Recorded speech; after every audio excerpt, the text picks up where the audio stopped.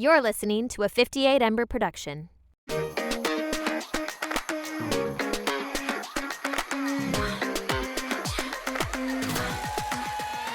Hello, everyone. Welcome back to the Completely Fucking Clueless podcast. My name is Sarah Alice Liddy. And my name is Audrey Jean Flowers, and we both use she, her pronouns. Woohoo! Woo!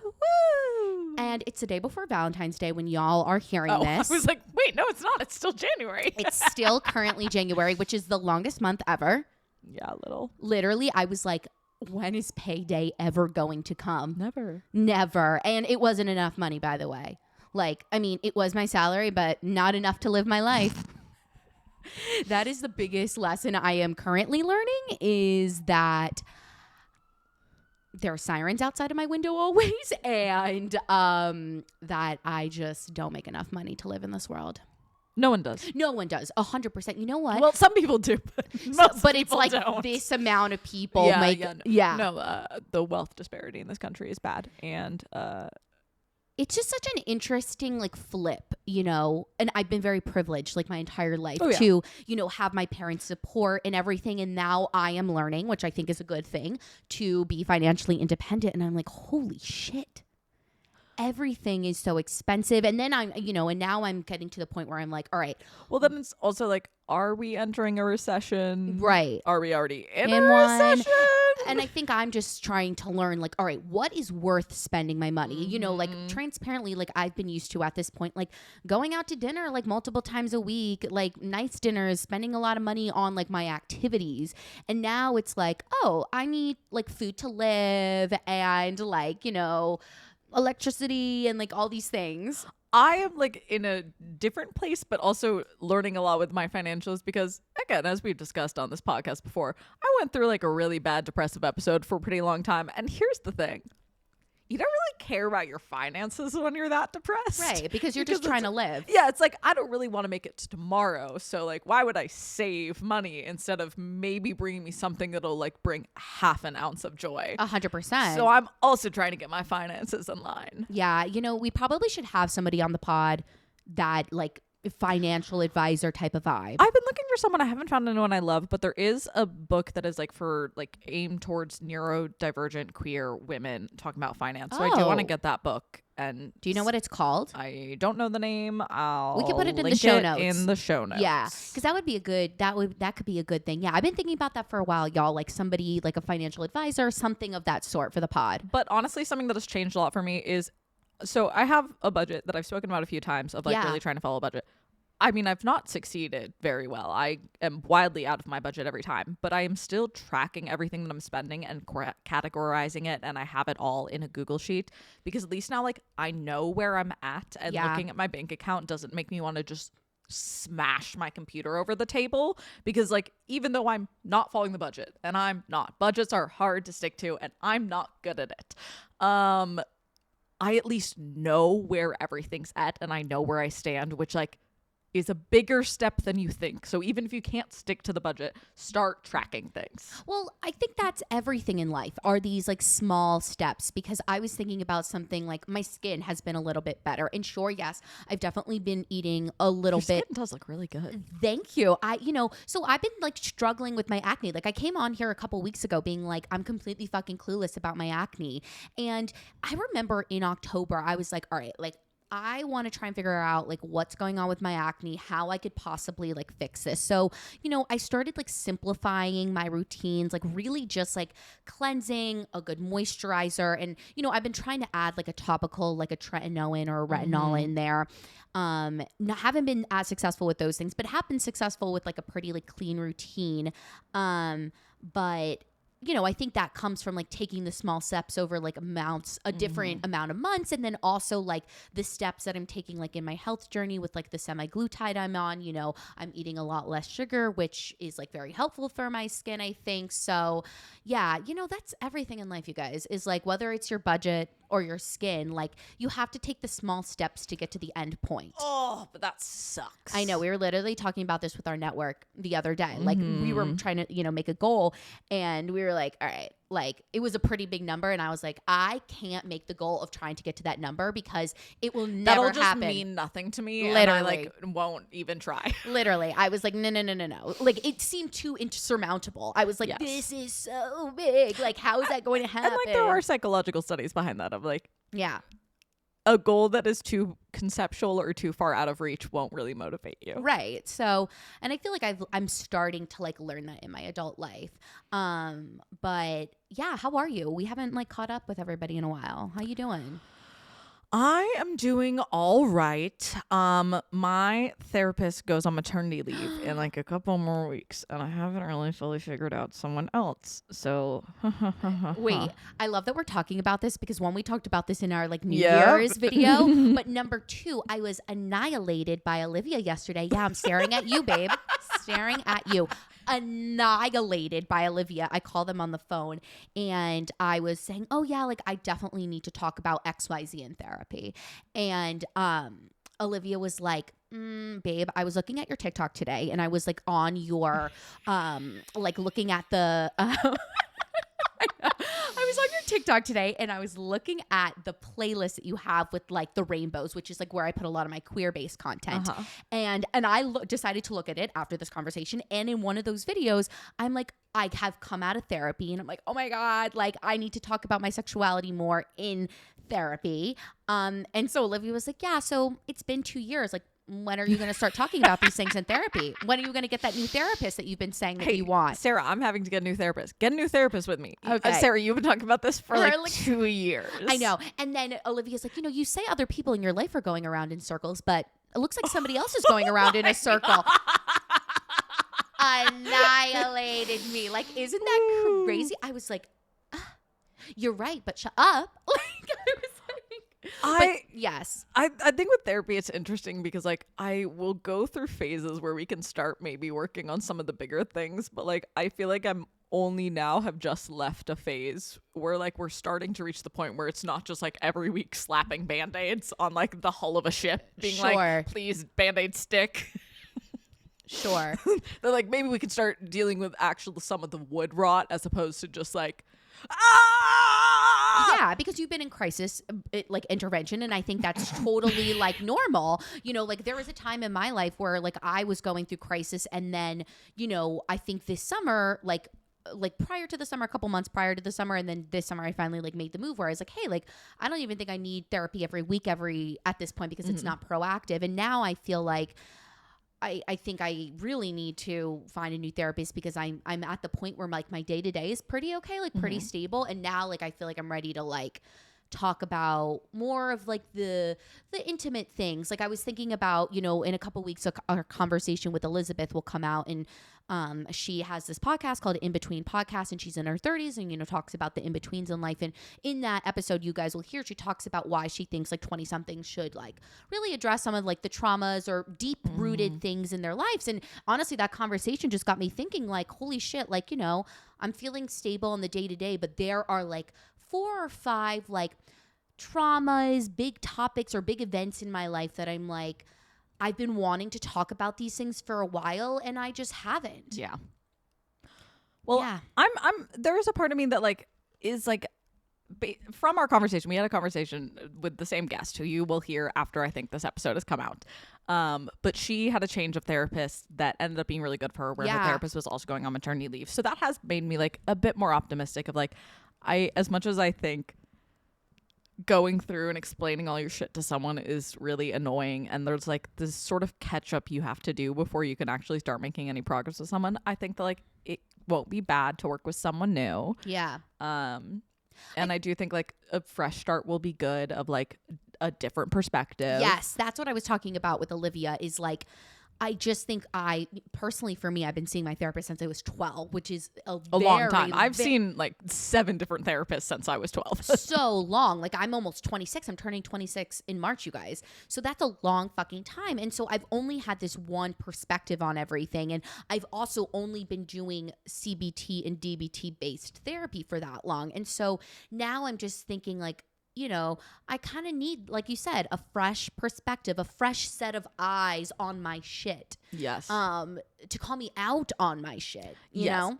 I think I need someone who's a little more like, I think for this next section of my life, I think it would be good to have someone who is a little more structured for myself. Again, because we are kind of out of that like crisis mode of just like living in panic. Yeah. And I'd like to start, and I think I'm now at a point where I'm getting really frustrated about the fact that I feel like I'm taking like, I'll take 2 steps back and then 3 back and then 1 forward and then half a step back and then like this. And I think some more structure would be good. I was supposed to have a date on Monday. They never got back to me. Oops, never happened. Yeah, I was going to ask you about like, because I was literally sitting here with Liz last night. I was like, wait, did Audrey go on her date? No. They've just never gotten back to me. We had a date scheduled for Monday. Oops, sad. But you know, I've been doing dry alcohol January for 30 days for January. And I tend to take a shot before every first date, and I was actually a little bit sad about breaking that tradition, so now I won't have to. Now I'll be done with dry January by the time someone finally agrees to go on a date with me. Okay, looking back at your dry January, tell us how it was. What do you think? Here's the thing, dudes. I don't really drink that much to begin with. Sure. I do think I'm glad that I did it, because I think when I'm around my family, I just kind of by default drink, even though like I know it doesn't really work with me. And I think I was just like kind of afraid of not, for like no particular reason. Not that they like said anything or like I thought that they would have an issue with it. But I'm glad that I know that that's all good.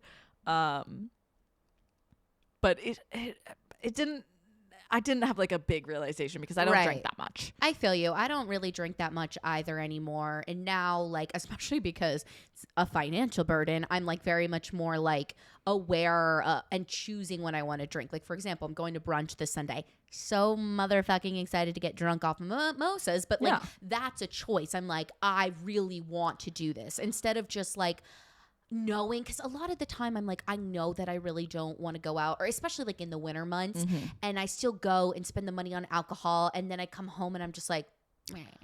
I think like I know that I have a somewhat addictive personality, like where I like, oh god, there's a story that maybe you guys will convince me to tell one day, but let's just say there was a phone game and I might have spent a lot of my parents' money on that phone game when I was way too old. This was not Kim Kardashian, whatever era. This is fully when I was in college. And maybe someday you can bribe me to tell you the amount and the game. Right now, no.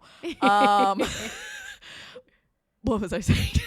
Oh, but I think there was always a part of me that was just like, oh, could I not do it? And I was just like glad to have settled with myself that like, hey, you can perfectly fine go 30 days of alcohol and be fine. Yeah, I commend you for doing that, because I think the reason I have never successfully done a dry January is because I feel the same way. I'm like, I don't know if I could like actually do it. And then like, because I'm not really drinking that much, like maybe once a week, I'm sort of like, you know, I want to be able to like go out to dinner and have like one drink with dinner, because like that's what I like to do. I think I just like, it was good for my peace of mind to like just know that I could. I'm proud of you. That's an accomplishment off of 2024, dry January, period per. Yeah, so today's the last day. That's a slay. Yeah. Congrats. You made it. Thank you. How's your week been? My week, you know, you guys, I had COVID last week, so I am just getting back into the swing of things. Like I went back home to my hometown, like that's like 20 minutes outside the city, because I was like, I'm not going to get my roommate sick. And in full transparency, my partner had COVID like 2 weeks prior. So like they would hang out with me because they're like, I don't give a fuck. And quite honestly, like the first like 3 days were like the quote unquote worst, but they weren't even that bad. It was more just like really big exhaustion and cold symptoms. Reminder to get your shots and boosters. Yes, get your shots and boosters. I go to my pediatrician's office to get the test. Yes, you guys, I still see my pediatrician. I still see her. I go to her for sick visits and everything. And she's like, so did you get your like vaccines? I was like, no. She's like, well, that's probably why you're sick. Dudes, if you live in a city, especially, I mean, in other towns, it's also just schedule the appointment with CVS. They have them all the time. Just go and get it done, and do it on a day where you don't have to do that much, because it's probably going to make you tired. Just do it. Just do it, because like I feel like everybody's getting like either COVID or the flu. And while it wasn't the worst thing ever, like it wasn't fun. Not fun. And it'll be less bad if you do have the vaccine. But also like for other people who like they require the rest of us to have herd immunity, and they require, in order for us to have herd immunity, most of us need to be vaccinated against things. Yeah. And I just wish, I was talking about this with a coworker the other day. I just wish that, I think a lot of us had hoped in the pandemic that it would cause this sense of like kindness and awareness of like the health of all is for the health of you. Like public health is an important matter, and like the health of everyone is important. And we really haven't left the pandemic with that. If anything, I think it's probably gotten worse.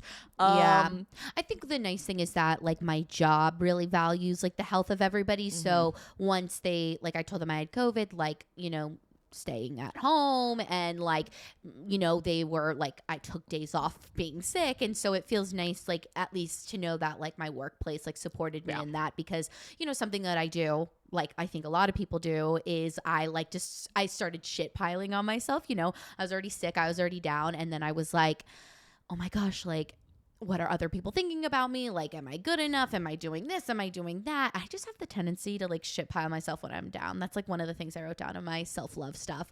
And that's not helpful. But luckily my work, you know, was like cool and helped me out. So that's on a good work environment. But yeah, otherwise, you know, just like kind of getting back into the routine of things. Like actually it was so funny that somebody's at my door. Thank you, Amazon Ring. It was so funny we started talking about therapy because I was like, I was coming in today a little bit low energy because I kind of had a like deep therapy appointment where I was starting to talk about my shit. And I honestly, like after that therapy appointment, like just like felt bleh for the rest of the day. Not that it was a bad one. I think it was, you know, it's good and proactive to talk about these things. But I literally like after just started hysterically crying. And I was like, why am I crying? My therapy appointment this year themed a lot around what we're talking about today. Self-love. Yeah, guys, we're going to get into self-love. We can even like hop into it now. Do you have a clueless moment before we move forward or no? You go first. I mean, I was just gonna say my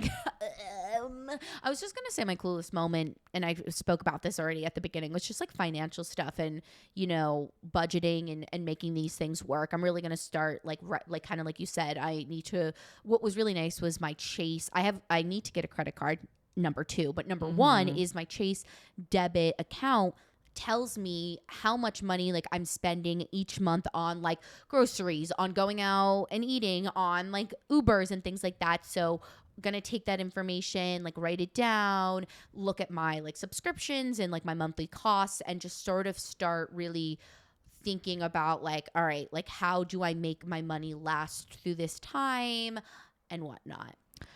I think my clueless moment of the week is like how to develop routine and schedule as someone whose schedule is so like weird. Like not even just with retail, but like tomorrow morning I'm probably waking up at 4 a.m. because there are a couple auditions tomorrow that I'm going to try and make it to, even though I also have work tomorrow. And like things that are very good for like your mental health are like having consistent like eating schedule. And then also like with hormonal stuff, it's like good having like consistent sleeping schedule, and having consistent with mental health stuff. It's like helpful to have a consistent sleep schedule, and with hormonal stuff it's also helpful to have like a consistent eating schedule. Like all those things are good for our bodies like routine and rhythms and knowing what's going to happen. And as someone with just such a weird wacky schedule, it is really hard to get my body into any sort of that.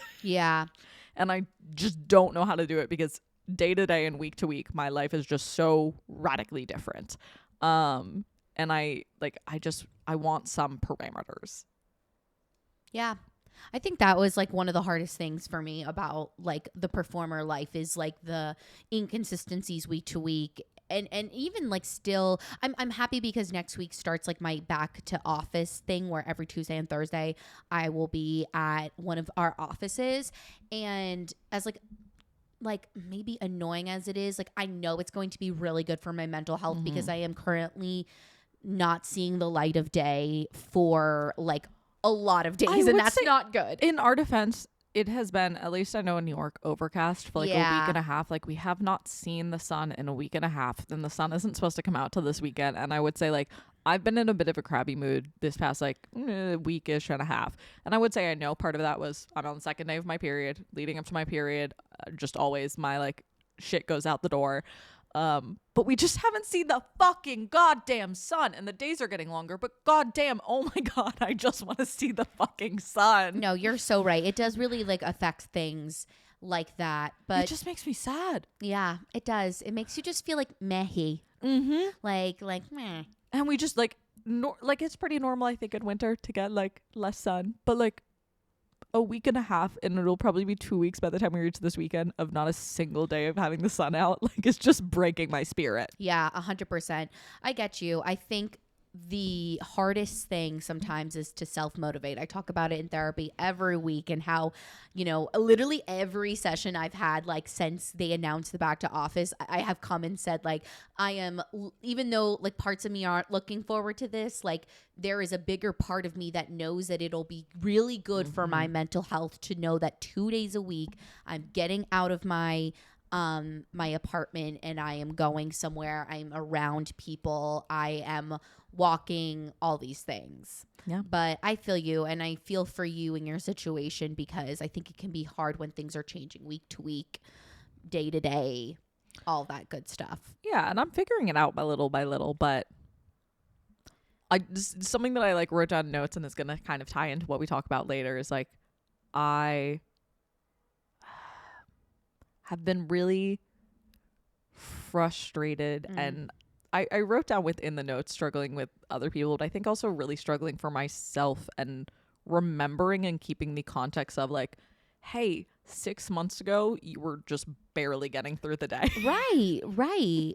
And like think about it. Like let's say you had like a life-altering surgery or something like physically life-altering, you know, 6 months ago. Like, you know, I think it's always that analogy to the physical where we would respond so differently to it. Like I'm not batting 100, but like, hey, I most of the time brush my teeth and wash my face twice a day. I feed myself pretty regularly, and I know that these are super small things and they feel really small to me, and that's part of the reason why I think I'm getting really frustrated of feeling like I'm making no progress, because the progress is slow and gradual, and like it is going uphill, but it's in such a way that like from day to day I don't really feel the change, and it just feels like I'm very stuck. Yeah. I feel like that's the hard thing about change, or just like the hard thing about trying to reach anything, is that really it happens in the small day-to-day things, and then you take a look back and you're like, those don't oh feel my fucking gosh, satisfying. Right. No, 100%. It's like the year, like the year reflection where you're like, wow, I was a rock star. But like in those moments, you're not like, wow, like I'm a rock star. Like you're like, fuck, like all I'm doing is washing my face today. I'm such like a loser. But like, you know, at the end of the day, like in a couple months now, like you'll be more functional, and you'll be like, oh, like I'm happy I fucking washed my face. So that it is like the one thing that I think will be hard about switching to a therapist is like my therapist very much witnessed that, and she does keep reminding me like, hey dude, you were pretty non-functional like 6 months ago. So let's be thankful for the wins, my dude. Yeah. I think that's that's a great tie into like the whole self-love discussion, because I feel like self-love in your 20s is such an interesting thing. You know, I wrote this down. I was like, what makes like loving yourself in your 20s hard?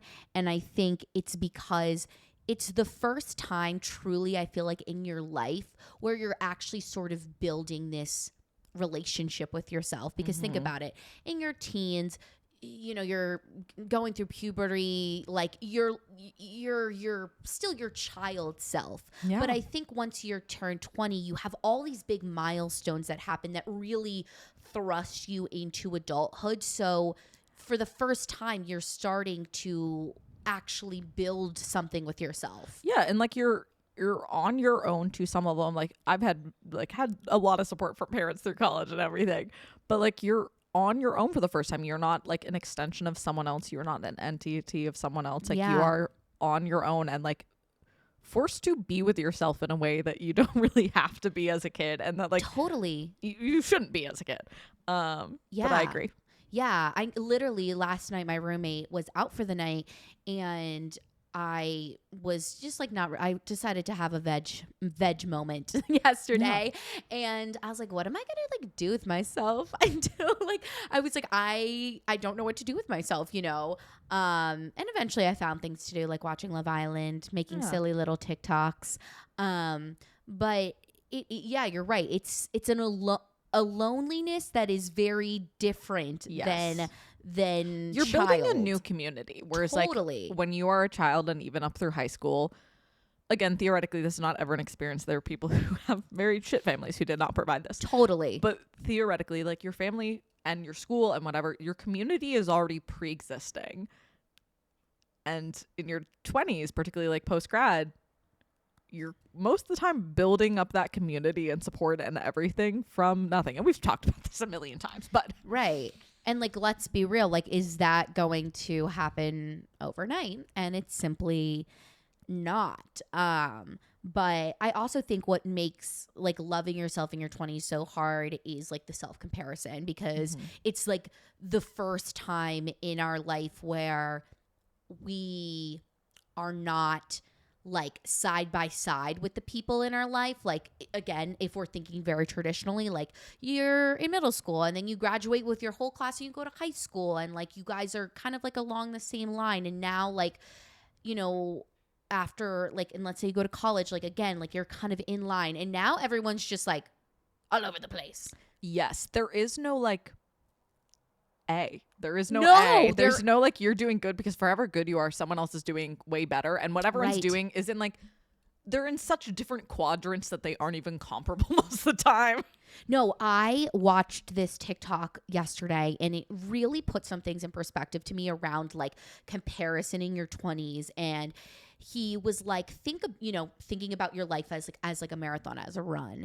And, you know, so many people, all you want to do is finish the race. But he's like, you know what finishing the race is? Fucking dying. Finishing the race is dying. But he was like, continuing with the race analogy, like there are going to be people to the side of you that are in line with you, people in front of you, and then there's going to be people behind you. And think about it, the people on the sidelines and the people behind you are looking at you like, wow, this person is so ahead. There's always going to be people that you're looking at and then people that are looking at you.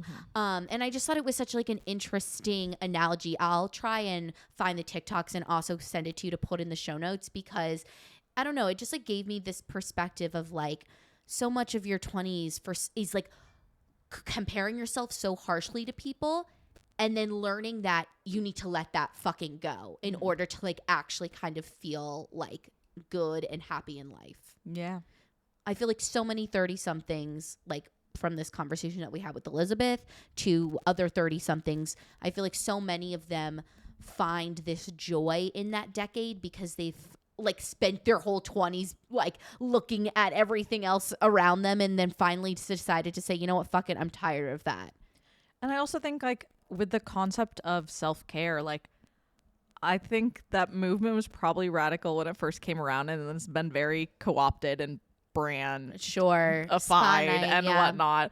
And I think like caring for yourself is very difficult. And like God, what was I fucking reading this morning? It was something about how like we're not really taught how to do that. Again, it's kind of up to your parents a bit, but like what your parents teach you with it kind of super varies. Totally. And I would say like this is something I was talking about this week, is my mom is really good at fixing things and like is so smart and is so talented and can fix anything so quickly. And I think I got so used to her fixing things that I like didn't really figure out how to fix things myself. And then all of a sudden it's like, oh shit, I'm an adult and I have to do things. And like she's off doing her own shit. And I have to figure out how to finally fix shit.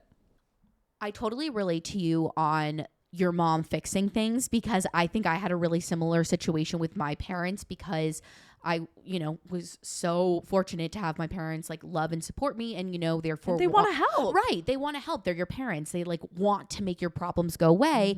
And I've noticed that I really struggle to self-regulate myself and to fix things on my own. Like, you know, even like now, like I will call my partner and be like, I need help. Like I'm freaking out, you know? So it's hard to build this relationship with yourself. And I think it involves a lot of stumbling, you know, and like you said, figuring out what works for you. You know, I think you posted a TikTok the other day that I really liked. You were talking about like the ways that you find helpful, like when you've been rotting or just like going through a hard time, like what ways that you try and take care of yourself, like what will get you to start doing it. And you were like, I take out the trash.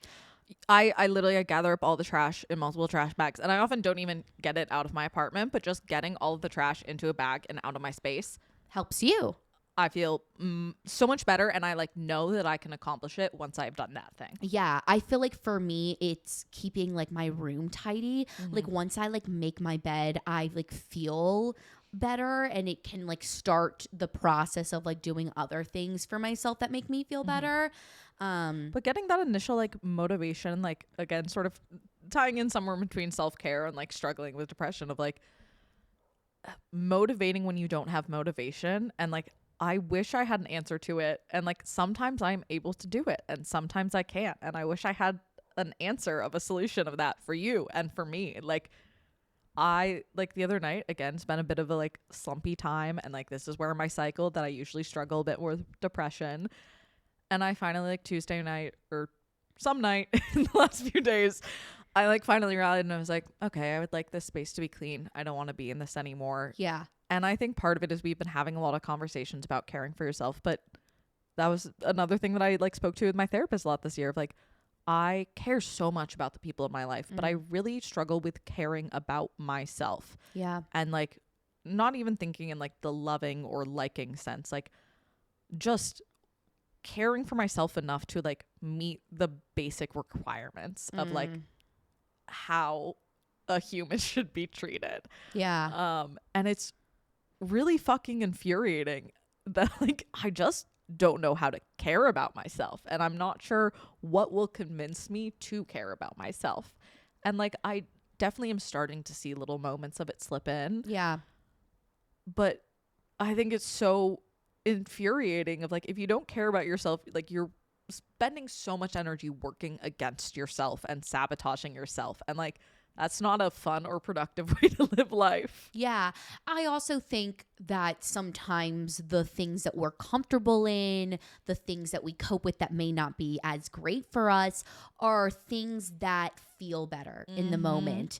That is something that my partner has taught me a lot, is that laying in bed may feel amazing in the moment. It will feel better to you than getting up and going on a walk. You know, having the drink in the moment is going to feel so much better than not. And it's the doing the opposite action. And it's so hard to build up that like mastery toward it, and that feeling of like, you know what? I want to do this, but I'm going to do the other thing because it's going to make me feel better. Of like caring about your future self. Like it's, I read about this study that they did one time of people around our age talking about savings for retirement. And it is really hard for us to conceptualize, like especially retirement age, because that's very far away, but it's really hard for us to like as humans conceptualize our future selves. Like that is not a real person to us, and that is not us to us. But during the study, what they did is with half the participants, they either showed them a photo or did makeup, I forgot exactly what, that aged them up and showed them their like future selves, and those people ended up saving more for retirement because they had a vision or a concept of what future them was. That became a real person to them. And I think it's like really easy to not care about future you. Like, fuck that person. I don't give a shit about them. I'm going to do what feels good right now. 100%. No, I 100% agree with that. It is so hard. You know, it's so funny you talk about like retirement. So I've been giving to my retirement, through my job. And the other day I looked and I was like, wow, I got a little over $2,000 in here. Like future me is rich. I was just like, okay, slide. But like, I was also, because I've been, struggling with money a little bit and figuring things out, I was like, do I stop giving to my retirement fund? Because the version of me right now is struggling and is uncomfortable. And then I was like, no, like, you know what? No, like what is, this money is going there. And like in the long run, as much as I want that fucking money right now, like it's going to be better. But it's so hard. But I think something that like hopefully will give younger 20-somethings listening to this hope is that I feel like every year of my 20s, I am getting closer with myself, understanding myself more, and therefore having more love and care for myself. I think like the biggest thing for this year for me or like in this past year, was like I have finally, I think, started to develop like a sense of empathy or kindness towards like my past self. Yeah. Like, so just still struggling to give a fuck about future me. I'm at least not being so mean to my past self of like, I like like pretty much until this spring, even though I'd been diagnosed with depression for years, been on antidepressants for years, I still like would come into therapy sometimes and be like, what if I don't have depression? What if I'm just a terrible person? Oh, totally. Yeah. And I think I've learned a lot about this year of like, I think that is the only way to eventually reach a point where like you do love and care about yourself. It's like showing kindness to past you and like learning how to forgive yourself. And am I good at it? No. But I have learned and actually made progress. And guess what? If your therapist has been telling you that you need to be kinder to yourself and you think it's kind of a load of shit, they might be right. Yeah. Just consider maybe they're right, because I am learning that, shit, they're kind of right. And even though it feels like a load of shit and it like just feels so stupid to be nice to yourself, it does help. It does. You know, again, like it may feel so corny and like you said, like a load of motherfucking shit to literally say to yourself in your head, like, no, like I'm proud of myself or I'm a good person. Like at the end of the day, it actually starts to build up and starts to feel real. Like I feel like the first time that I felt like so confident about myself and my work was when I was up for my full-time job at the end of the summer, at the end of my residency. And, you know, everybody's nervous at that time. And sure, there was a chance that I may not get the job, but I believed with my whole body. I was like, if they don't hire me, I think it's a mistake. And I think it's a mistake because I have done the work. I have and I know it and I feel it in my bones. But I don't think like a past version of myself would have done that. Like a past version of myself would have like, you know, been like, I'm not good enough or da da da da da. And I still struggle with this sometimes too. Like literally like a week ago, I was freaking out because I'm sick and I feel like I'm not doing enough. But, you know, I think it just starts to build as you get older. Like that's the thing is like, I think fake it till you make it is really good. Yeah. And like, I think I've gotten decently good at faking it to a point where like, I don't think people read me as an incredibly insecure person. Maybe you listening to this podcast do, but like I really have not great self-esteem, like to be completely frank. Yeah. And like I don't know the last time that I like really believed in myself. And I think I've gotten pretty good that like with people portraying confidence. And I do have moments where like I'll get sort of like that flash of confidence, but never in like a consistent way. Yeah. And like I do my morning pages and like I do my affirmations in them. And do they feel absolutely silly to write? Like I write every day 3 times.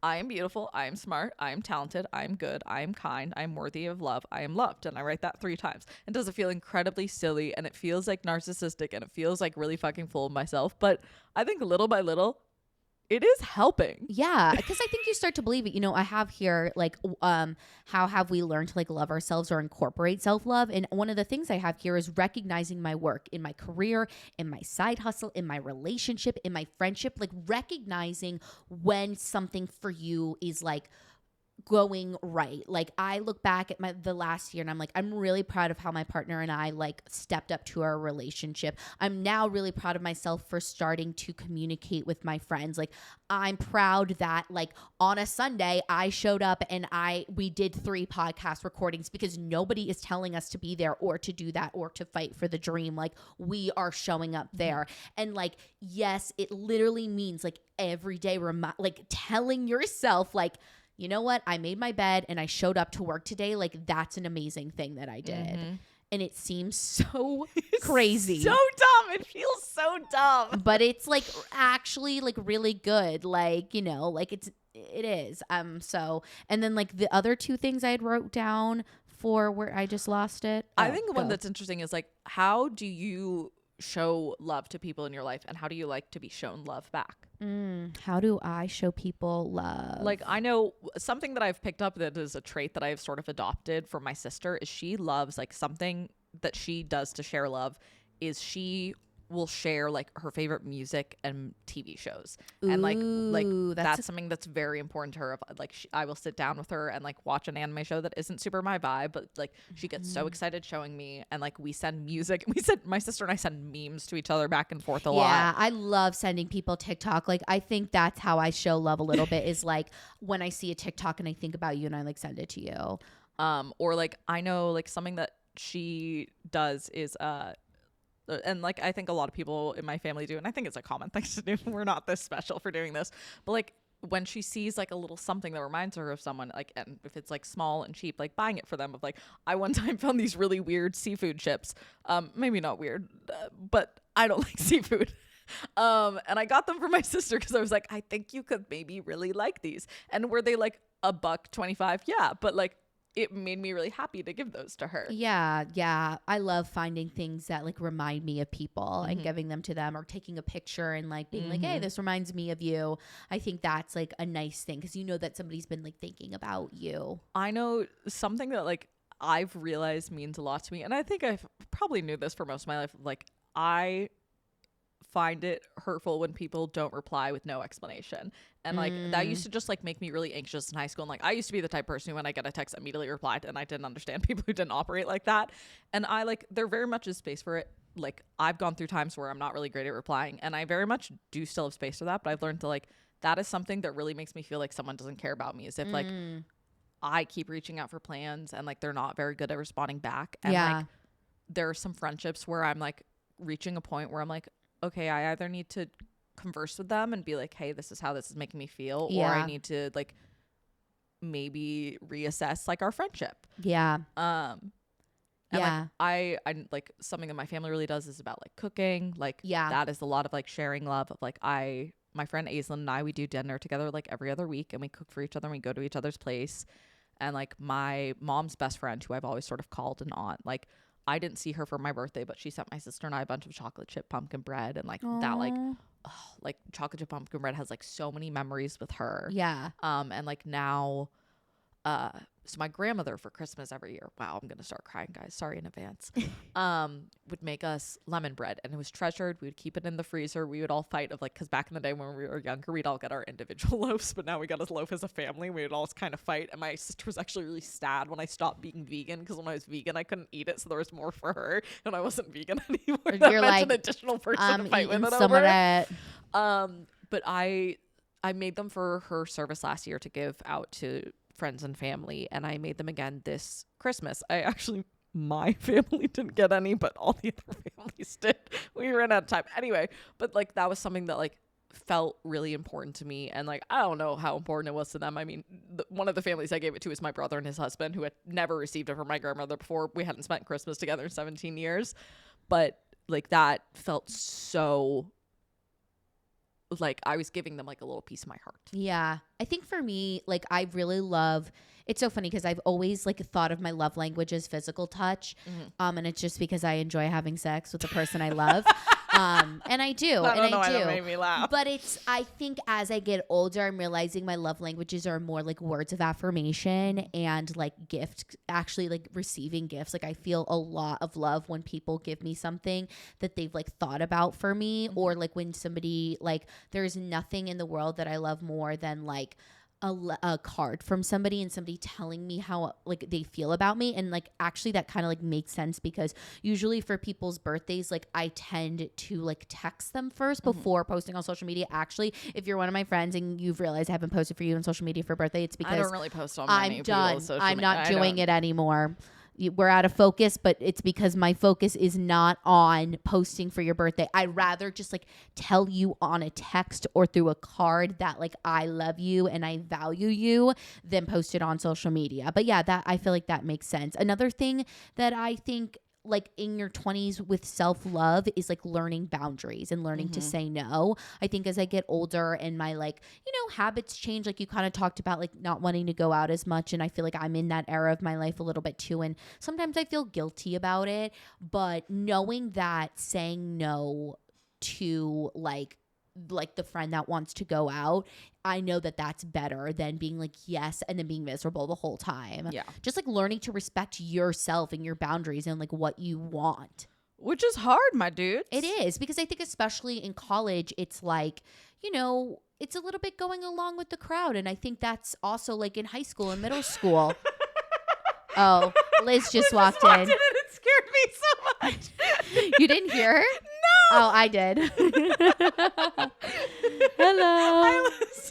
LOL. My roommate just walked in, you guys. That was so funny to watch your face. You were like, I didn't hear her. at all. It scared me so much. It's because we have our earphones on. I startle very easily also. Yeah, I get that. Me too. But I think because like in middle school and high school, it's so much about like following the crowd and things like that, that like as you start to break away from the crowd and become your own individual person, you're just like, whoa, what if I like rock the boat here? You know? So Yeah. I feel like, and you know what's so funny is when I started to like learn to say no, like I'll never forget like in my relationship when I learned to start saying no to sex, because in my high school relationships with men, I like just did it because I thought I had to.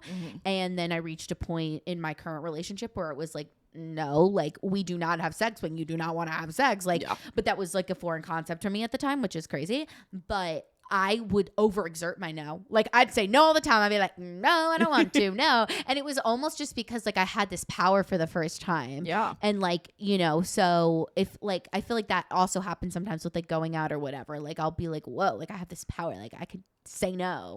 And so I won't do it. But like, I think that's okay. Yeah. Yeah. I mean, there was a lot of things. I've been in one long-term relationship. And there was a lot of things that led to the downfall of that relationship. But like, I think the kind of final nail in the hammer for me was, this was early pandemic. He was up with my family, and I was on super high dose of antidepressants, highest dose you can be on, which tends to really affect your sex drive. Yeah. And I was telling him about that, and like, I was doing very poorly. He was also doing very poorly. None of us were mental health feeling great in the pandemic. We were both performing arts degrees in a pandemic. Things were going poorly. Right. But I kept talking to him about that and how like sex was something that like just like I really wasn't enjoying, and like how like I just like am not like really, I'm in a weird place with that right now. And we would have these conversations and he would like say he understood and that he totally got it. But then when like it came time and he asked and I said no, he would get very upset. And it was very confusing for me because I was like, we're having these whole conversations, but then when I apply it, You're not hearing me. you're really annoyed. Yeah. No, I'm struggling with that right now, transparently. Like I went up on my anxiety medication in the last like month and a half. I've realized like my sex drive has just been very low, which is weird for me because it usually like isn't. Like I feel like I'm a pretty high on the higher spectrum of sex drives. And literally I had this conversation with my partner the other day. I was like, I don't know like what's up, but like I'm just like not like feeling anything. Like I'm not like, it's not that I don't think you're attractive. And of course, like I have the best partner ever. So like they didn't take any offense to it. But I think it's something that is like weird to feel. And you're like, oh, like, especially because I think like our society puts a lot of like sex pressure on couples. Like you should be fucking like bunny rabbits all the time. And that's just like not realistic. Yeah. And like as I'm re-entering dating, like so when that incident happened with that boyfriend, I ended up being a pushover. I let him convince me to have sex and I really didn't enjoy it. And we stopped partway through because I was in pain. But as I'm like re-entering dating now, like I am not all the way healed, as we've discussed through this episode. I'm not very good at carrying myself in a lot of ways, but like that's something that like I know on like I will not let someone push me into sex again. Yeah. It's reclaim your power, whoever is listening to this, because the right partner will respect your boundaries. And I think once you heal that like boundary around it, it's like it's so much nicer. Like it's so nice that I can like go to my partner and be like, hey, like I don't know if you've noticed this behavior, but this is what I'm feeling. I think it could be because of this. I don't know. It could honestly just be like I've been sick and work has been kind of crazy the last month. Like life happens around these things. Yeah. And so yeah, it's reclaim. One last thing on the conversation of sex. I have not had sex in a very long time. I've not had any sort of sex since fall of 2020. It's 2024 now, folks. It's been a while. But I am very glad that I took that time and didn't date, because I like had a moment of being like sort of excited about the possibility of having sex the other day, of like not particularly anytime soon, but like in dating and the possibility of that. And like that is only a point that I would reach of like, to be honest, and I'm not going to go into details, but like a lot of my particularly earlier experiences with sex all tied in heavily with fear. And sex is meant to be this expression of love. Like if you're scared during it, things need to change. And like, I sort of like we talked about in the beginning of like progress feels really like slow and small. Like, honestly, not having my first association with sex be fear is something that I didn't really think was ever going to happen. And I am at a point of like, that is not the immediate association. I'm aware of that and I'm protective. I have my fucking boundaries, but I'm not scared of anymore. And to kind of wrap things up in a sort of way, that would only happen through learning to care about myself. Yeah. The themes are theming. Like, I'm just like going back. We literally started this conversation, this episode of talking about like the small steps. And like, again, now you're looking back at your 2020 self, and your 2024 self is like, hey, like, we don't struggle with this thing anymore because we took time to like, come on, camera. Why did that kind of work? It did work because, you know, I'm gonna backtrack. You know, if we're thinking about like how we started this conversation, we're ending it in this place where it's like kind of the same theme. Like, your 2020 version of yourself like would not have thought that she would ever think of sex in the way that now your current version does. And so I think if like you can take anything away from this episode, and I don't know if it has anything to do with self-love or self-care, is that things take time. The small steps, the day-to-day things that you are doing to build the version of yourself that you want to be, that you want to love, whatever it is, like keep fighting that fight, because you are going to look back and be so happy that you put in the little steps every single day to get you to where you want to be. Yeah. And that's the T-Cherie.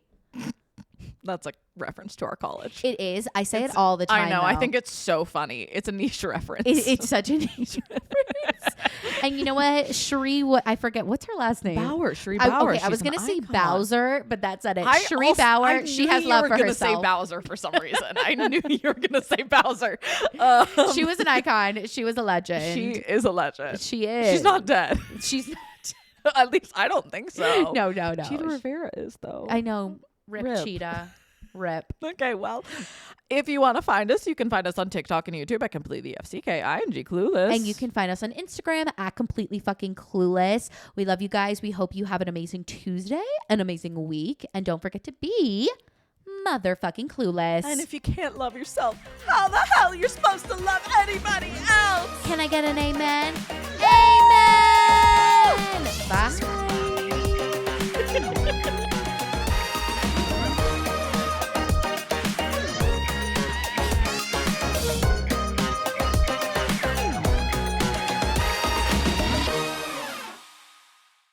This has been a 58 Ember production. For more shows, please visit the 58 Ember channel, 58ember.com, or find us at 58 Ember Media on socials.